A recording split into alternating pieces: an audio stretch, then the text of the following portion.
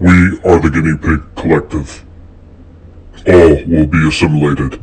Resistance is futile. Hey everybody, what's going on and welcome back. So as we've been doing a lot of discussions about retro toys that are being done right, I wanted to talk about one of my favorite franchises of all time, and that would be the Transformers. Now there have been quite a few examples of series that the Transformers have actually done right, especially of late with the War for Cybertron trilogy series. A lot of these figures have just been fantastic. I mean, they've paid a lot of respect and a lot of nods to the original G1s while modernizing them and making them a little bit more equivalent for today's toy market. So when we get and take a look at some of these toys, you know what? You can't help but be a little bit impressed with what they've done, especially if you are aware of the original series. So the first one I'm going to show, obviously, is Red Alert from the War for Cybertron. Not only from War for Cybertron, but this is part of the Netflix series of toys that they actually did for this line, because there was 2 releases of him. The other one doesn't look quite as dark. Now, eventually I'll wind up doing a little bit more of an in-depth review of it, unboxing it, checking it out, and see what it looks like when it transforms and everything, but that is for another time, since I am still cleaning up, and I still got a little bit of work to do, and I'd rather get home before I start opening this thing up and really delving into it than doing it here and then trying to repack it up and hope that it doesn't get messed up in transit. So the next up is Blur from the 86 Transformers, the movie line. This one looks really good. It pays a lot of nods to that cartoon movie. I mean, he doesn't look quite as wide as I think he looked in the movie. I swear he looked a little bit wider in the cartoon. I think they narrowed him down just a little bit too much. But as far as capturing the aesthetics of the cartoon, I don't think it's bad at all. It looks pretty good. It's not horrible. It's not terrible. It looks good, though.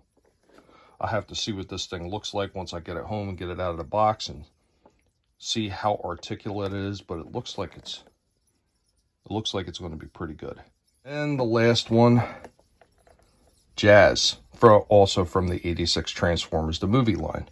Now this one is actually kind of special to me because Jazz was my first G1 figure that I had ever received when I was a kid.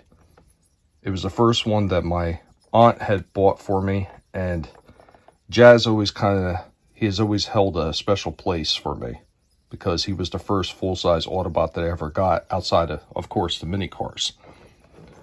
He looks really good. He looks very much G1 cartoon inspired. I have really no complaints with seeing this one inside the packaging, and I cannot wait to get him home and get him out and see what he looks like. Really cool. So there are some other ones that I've seen in a couple other stores. Unfortunately, I did not have the patience to wait an hour or two in a line to be able to pick them up. Like they had Cyclonus and Scourge and they had Hot Rod, but maybe another time I'll be able to go back and pick them up. But what do you guys think about these?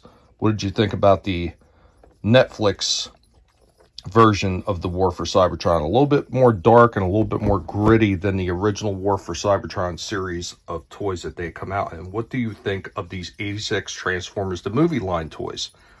Do they look cool or what? Let me know what you think in the comments down below. And of course, as always, if you enjoy what you've seen and you heard, go ahead and destroy that like button for me. And if you are new to the channel and you like what you've seen and heard, we would hear it. And if you are new to the channel and you like what you've seen and what you heard, we here at the Guinea Pig Collective would appreciate you subscribing. And remember, never let anybody tell you what you can and can't say, what you should or shouldn't watch, because your silence gives consent. And I will catch you all next time. Later, y'all.